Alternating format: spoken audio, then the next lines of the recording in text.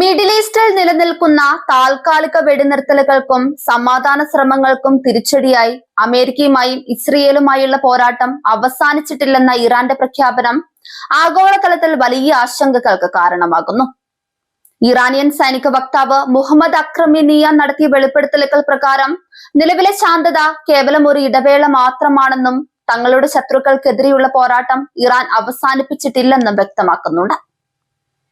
സമാധാന ഉടമ്പടികൾ നിലനിൽക്കുമ്പോഴും ശത്രുപക്ഷത്തെ ലക്ഷ്യങ്ങൾ നിരന്തരം നിരീക്ഷിക്കാനും ആക്രമിക്കേണ്ട പട്ടിക പുതുക്കാനും ഇറാൻ തയ്യാറെടുക്കുന്നു എന്നത് വരാനിരിക്കുന്ന വലിയൊരു സംഘർഷത്തിന്റെ സൂചനയായാണ് വിലയിരുത്തപ്പെടുന്നത്.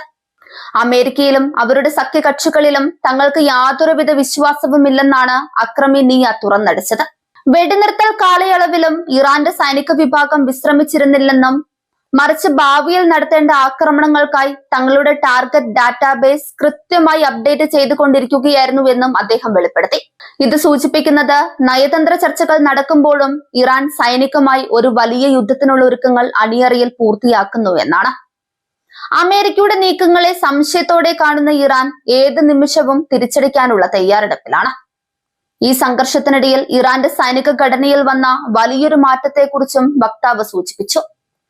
ഇറാന്റെ ഔദ്യോഗിക സൈന്യവും ഇസ്ലാമിക് റവല്യൂഷണറി ഗാർഡ് കോർപ്സും തമ്മിലുള്ള ഏകോപനം മുമ്പത്തേക്കാൾ ശക്തമായിരിക്കുകയാണ്. രണ്ട് വ്യത്യസ്ത സൈനിക വിഭാഗങ്ങളായി പ്രവർത്തിക്കുന്നതിന് പകരം ഒരൊറ്റ ലക്ഷ്യത്തിനായി കൈകോർക്കുന്ന ഒരു ഏകീകൃത സൈനിക നിലപാടാണ് ഇറാൻ ഇപ്പോൾ സ്വീകരിച്ചിരിക്കുന്നത്. ഇത് ഇറാന്റെ പ്രതിരോധ ആക്രമണ ശേഷിയെ ഇരട്ടിയാക്കുമെന്ന് സൈനിക വിദഗ്ധർ വിലയിരുത്തുന്നു. ഗൾഫ് മേഖലയിലെ അമേരിക്കൻ താവളങ്ങൾക്കും ഇസ്രയേലിന്റെ തന്ത്രപ്രധാന കേന്ദ്രങ്ങൾക്കും നേരെ ലക്ഷ്യം വെച്ചുകൊണ്ടുള്ള ഈ പ്രസ്താവന മേഖലയിലെ സമാധാന ശ്രമങ്ങളെ പാളം തെറ്റിക്കാൻ സാധ്യതയുണ്ട്. യുദ്ധം അവസാനിച്ചു എന്ന് കരുതിയിരുന്ന ഗൾഫ് രാജ്യങ്ങൾക്കും അമേരിക്കൻ സഖ്യകക്ഷികൾക്കും ഇതൊരു പുതിയ നൈറ്റ്മെയറായി മാറിയിരിക്കുകയാണ്. ഇറാന്റെ ഈ നിലപാട് മിഡിൽ ഈസ്റ്റിൽ വീണ്ടും മിസൈലുകളും ഡ്രോണുകളും സംസാരിക്കുന്ന ഒരു കാലം അതിദൂരമല്ലെന്ന മുന്നറിയിപ്പാണ് നൽകുന്നത്. സൈനിക ജാഗ്രത തുടരുന്നതിലൂടെ തങ്ങളുടെ പരമാധികാരം സംരക്ഷിക്കുമെന്ന ഉറച്ച നിലപാടിലാണ് ടെഹ്റാൻ.